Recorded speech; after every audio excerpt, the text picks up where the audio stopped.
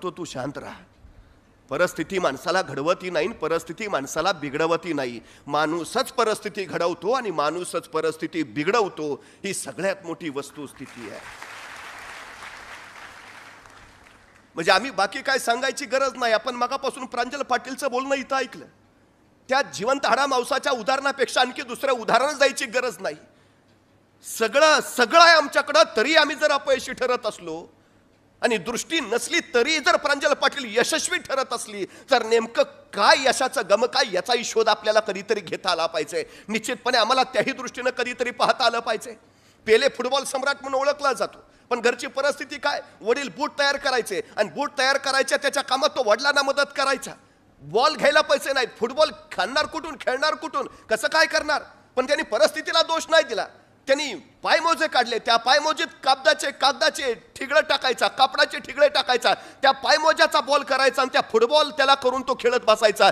त्या पायमोज्याच्या फुटबॉलवर खेळून खेळून पेले जगाच्या फुटबॉल विश्वातला सम्राट झाला. ही वस्तुस्थिती आम्ही कधीतरी बघायला हवी. मला जर फुटबॉल उत्तर मिळाला असता तर मीही यश मिळवलं असतं, या बोलण्यात कुठेच काही तथ्य नाही. ही गोष्ट मी प्रामुख्यानं लक्षात घेतली पाहिजे. परिस्थिती तुमच्या यशाचा अडथळा कधीच ठरू शकत नाही, ही सगळ्यात. पण जी माणसं स्वतःच्या परिस्थितीचा भाऊ करून त्याला आपल्या अपयशाचे धनी मानतात ती खरं तर कधीच आयुष्यात यशस्वी होत नाहीत. पण स्वतःच्या परिस्थितीला जी स्वतःची ताकद बनवतात ती माणसं मात्र निश्चितपणे यशस्वी होतात. हा सगळ्यात मोठा आतापर्यंतचा अनुभव आहे.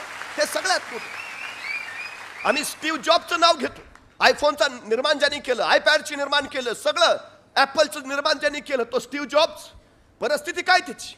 शाळा सोडून दिली 7वीतनं. नाही, मला हे आवडतच नाही, मला जमणारच नाही. घरची परिस्थिती बेताची, करावं काय? म्हणजे हरे कृष्ण मंदिरात तो वार लावून जेवायचा तो स्टीव्ह जॉब्स.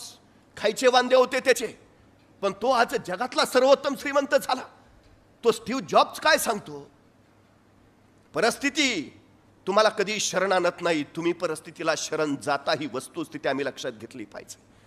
माणसं मोठी झालीत, काहीच नव्हतं त्यांच्याकडे. परिस्थितीला ते अपयशाचे धनी नाही, ते परिस्थितीला ताकद बनवत राहिले म्हणून यशस्वी झाले. ही सगळ्यात महत्वाची गोष्ट आहे. आम्ही एखादा प्रयत्न करतो, अपयशी ठरतो आणि नंतर सरळ नाही, आपल्याला जमणारच नाही. आहे काय? एडिसनने 99 प्रयोग केले, अपयशी ठरला. 100व्या प्रयोगावेळी तो यशस्वी झाला. त्याला विचारलं, हे 99 प्रयोग वाया गेले असं तुम्हाला नाही का वाटत? तो म्हणला, अजिबात नाही. या 99 प्रयोगानेच मला शिकवलं योग्य कसं करायचं, तेव्हा मी 100व्या वेळी यशस्वी झालो. अपयश तुम्हाला शिकवण्यासाठीच येतं. अपयश तुमच्यातल्या चुका दाखवण्यासाठी येतं. अपयश तुमच्यातल्या कमतरता दाखवण्यासाठी येतं. हे अपयशच तुम्हाला सुधारत जातं. ही सगळ्यात महत्वाची गोष्ट आहे. पण काही माणसं सातत्यानं अपयशाची चर्चा करत बसतात, सातत्यानं पराभवाची चर्चा. वस्तुस्थिती कशी नेमकी तयार होणार तुमची? म्हणजे मध्यंतरी भारतीय पत्रकारांचं एक पथक जपानला गेलं होतं. ज्या जपानच्या हिरोशिमा नागासाकीवर बॉम्बस्फोट झाले त्या शहरांचं दर्शन ते करत होते. त्यांच्याबरोबर एक वाटाडा दिला होता आणि त्या हिरोशिमा शहरातनं फिरता फिरता ते एका प्रचंड मोठ्या इमारती समोर आले आणि त्या वाटाड्यानं सांगितलं, हिरोशिमा आणि नागासाकी या 2 शहरावर जे अणुबॉम्ब स्फोट झाले त्या स्फोटामध्ये ही 2 शहरं उद्ध्वस्त झाली आणि त्या उद्ध्वस्त शहराच्या पुनर्वसनाचं केंद्र या इमारतीत आहे. पुनर्वसनाचं काम या इमारतीतनं चालतं आणि या पुनर्वसन समितीचे अध्यक्ष आहेत मॅक हायवर्टन. भारतीय पत्रकारांना आश्चर्य वाटलं, अरे ज्या मॅक हायवर्टनमुळे तुमच्या हिरोशिमा नागासाकीवर अणुबॉम्ब पडले त्याच मॅक हायवर्टनला तुम्ही पुनर्वसन समितीचं अध्यक्षपद कसं काय देता? तो जपानी वाटाडा शांतपणे म्हणाला, जपानी माणूस पराभवाची वारंवार चर्चा करत नाही. हे जपानी माणसाच्या यशाचं सगळ्यात मोठं. पराभवाची वारंवार, कुठे चुकलो चूक सुधारायची, पुढे जायचं, सातत्यानं त्याची चर्चा नाही करत बसायची. जपान सगळ्या क्षेत्रामध्ये का पुढे आहे याचं कारण सगळ्यात ती माणसं पराभवाला फार महत्वच देत नाहीत. महत्व द्यायचं झालं तर विजयाला महत्व द्या, महत्व द्यायचं झालं तर तुमच्या यशाला महत्व द्या. पराभवाला कसलं महत्व देता? हा, त्याच्यातून शिका, सुधारा आणि पुढे चालू लागा. हा सगळ्यात महत्वाचा विषय. एक वाट बंद झाली दुसरी वाट नाही असं होत नाही कधी. निश्चितपणे आपण काही गोष्टी लक्षात ठेवल्या पाहिजेत. एका क्षेत्रामध्ये घुसला, चालत राहिला तर पोचल्याशिवाय माघारी फिरायचं नाही. ही भूमिका जोपर्यंत तुम्ही घेत नाही तोपर्यंत तिथं पोचत नाही. ज्या माणसाकडे दुसरे पर्याय उपलब्ध असतात ती माणसं त्या क्षेत्रामध्ये कधीही यशस्वी होऊ शकत नाहीत. ही सगळ्यात मोठी गोष्ट आहे. म्हणजे आमचा तानाजी कोंढाणा घ्यायला गेला आणि लढता लढता तानाजी मरला आणि बघता बघता सगळं मग आपलं मराठी सैन्य पळून यायला लागलं. आता किल्ला गेला, तानाजी मेला. त्यावेळी तानाजीचा भाऊ सूर्याजी त्यांनी काय केलं, गडावरनं खाली उतरणारे दोर पहिल्यांदा कापून टाकले. आता लढा नाहीतर गडावरनं उड्या टाकून मरा. दोनच पर्याय ठेवले. मराठी सैनिकांनी मरणं नाही, लढणं पसंत केलं आणि कोंढाणा जिंकला. परत फिरायच्या सगळ्या दोऱ्या पहिल्यांदा कापून टाका. यायचंय ना इकडं, सगळे दोर कापून टाका.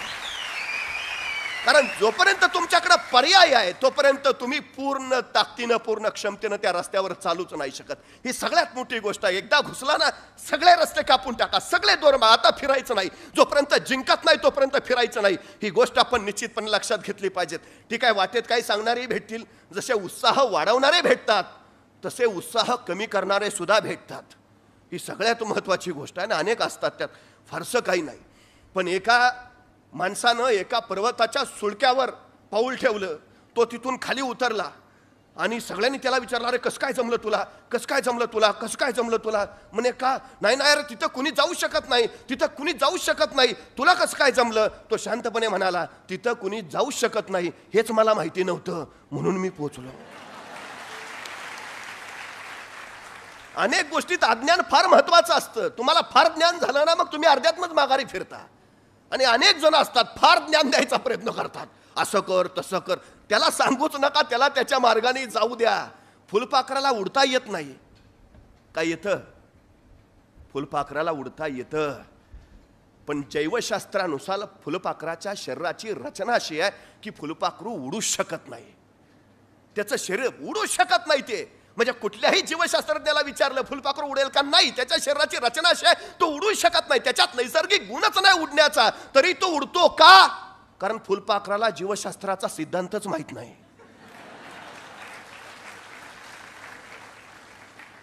त्याला माहित जर झालं आपण उडू शकत नाही, तो उडणारच नाही. माहिती नाही तेवढं चांगलं आहे. त्यामुळे काही गोष्टी ज्या माहिती नको करायला काही अडचण नाहीयेत. स्वतःचे मार्ग निर्माण करा, स्वतःच्या वाटा निर्माण करा. रुळलेल्या वाटेवरनं जाऊच नका. अनेकांनी चालून चालून वाटा मळून गेल्या, त्या तिथं काही नाही. नवी वाट शोधा. नवी वाट सापडली नाही तर स्वतःची वाट स्वतः निर्माण करा आणि स्वतःच्या आयुष्याची वाट घडवा. हा सगळ्यात महत्वाचा विषय आहे. का जावं, मी सगळे जात आहे त्याच रस्त्याने वेगळ्या वाटेनं जाईन, माझी स्वतःची वाट मी नवी तयार करीन. ही सगळ्यात मोठी भूमिका आता आम्हाला घेता आली पाहिजे. हा सगळ्यात महत्वाचा भाग. एक रस्ता बंद झाला, आम्ही चार चौघांना विचारत राहतो आता कुठल्या वाटेनं जाऊ. अरे तू शोध ना दार, तुझे अनुभव कारणी लाव ना, तू धडका मार ना, फुटू दे ना डोकं तुझं, जखमा होऊ दे ना, तुला कळू दे ना वेदना काय असतात. त्याच्याशिवाय यश सोनं जळाल्याशिवाय उजळत नाहीच आहे कधी. ते जाळून तावून सुलाकून काढावंच लागतं, त्यावेळी त्याचा उजळपणा बाहेर पडतो. तुमच्यातलं कसं बाहेर काढायचं असेल, तुमच्यातलं कौशल्य बाहेर काढायचं असेल, तुमच्यातल्या क्षमता बाहेर काढायच्या असतील तर तुम्हाला संकट आलीच पाहिजेत. त्यातनं तावून सुलाकूनच तुम्ही बाहेर पडणार आहे, उजळून निघणार आहे. हे फार महत्वाचं आहे. अनेक लोक सांगतात नाही पण ते माझ्याकडे हे नाही ना, पण ते माझ्याकडे ते नाही ना, परिस्थिती अशी आहे ना.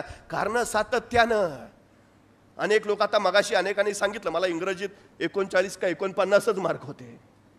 मग आता आमच्यातला एकाला लगेच म्हणतात नाही आपलं आपलं मेरिटच बसत नाही. ते 12वीला 49 मार्क आहेत आणि कुठं UPSC सांगता. नाही, 40% मार्क पडलेले सुद्धा UPSC पास झालेत. शेवटी आयुष्याचा एक पोक्तपणा असतो, एक परिपक्वपणा असतो. तुम्ही 10वीत असाल त्यावेळी तो येईलच असा नाही, तुम्ही 12वीत पोहोचाल त्यावेळी तुम्हाला तो जमेलच असा नाही. पण कदाचित अचानक एखादा निर्णायक क्षण येतो, एखादा टर्निंग पॉइंट येतो आणि सगळं विश्व बदलून जातं. तुम्ही घडवायला सुरुवात करता. तो कधी बिंदू येईल तुम्हाला सांगता येत नाही. चालत राहणं आपलं काम आहे. हा क्षण निर्णायक कधी तुमच्या आयुष्याला कलाटणी देईल सांगता येत नाही. त्या क्षणाची वाट बघणं आणि आलेल्या संकटाचं संधीत रूपांतर करणं हे फक्त आम्हाला जमलं पाहिजे. खरं तर एक मंदिर होतं, देशोविदेशाचे भक्त तिथं यायचे आणि गर्दी, अफाट गर्दी, सातत्यानं गर्दी आणि देशोदेशीचे भक्त येत असल्यामुळं त्या मंदिराच्या ट्रस्टीने निर्णय घेतला की या मंदिरात काम करणाऱ्या प्रत्येकाला इंग्रजी आलंच पाहिजे. कंपल्सरी करून टाकलं, इंग्रजी आलंच पाहिजे. आता त्याच मंदिरात एक घंटा वाजवणारा होता. ते म्हणलं आता आपल्याला इंग्रजी येऊन काय उपयोग आहे, घंटा कुठे इंग्रजीतनं वाजवायची आहे, आपण तर काय बोलतही नाही कुणाशी. मग त्यांनी ट्रस्टीना विचारलं मला इंग्रजी नाही आलं तर चालेल का. नाही नाही, नियम म्हणजे नियम, सगळ्यांना इंग्रजी आलंच पाहिजे. या मंदिरात जे कोणी काम करतात त्यांना इंग्रजी कंपल्सरी आलंच पाहिजे. वय वर्ष 55, त्या वयात त्यांनी शिकायचा प्रयत्न केला, काही जमलं नाही. पण आता नियमानुसार नोकरी करता येणार नव्हती, शेवटी त्यांनी नोकरी सोडली. बरं आता करावं काय. त्यांनी शांतपणे विचार केला, पोटापाण्यासाठी काहीतरी केलं पाहिजे. त्यांनी लक्षात घेतलं मंदिरात गर्दी अफाट आहे, तास 2 तास इथं लोक घालवतात, पण थोडासा कुणाला चहा प्यावासा म्हटलं तर इथं चहाचं दुकान नाही. त्यांनी काय केलं, त्या मंदिराच्या बाहेरच एक चहाचं टपरं टाकलं.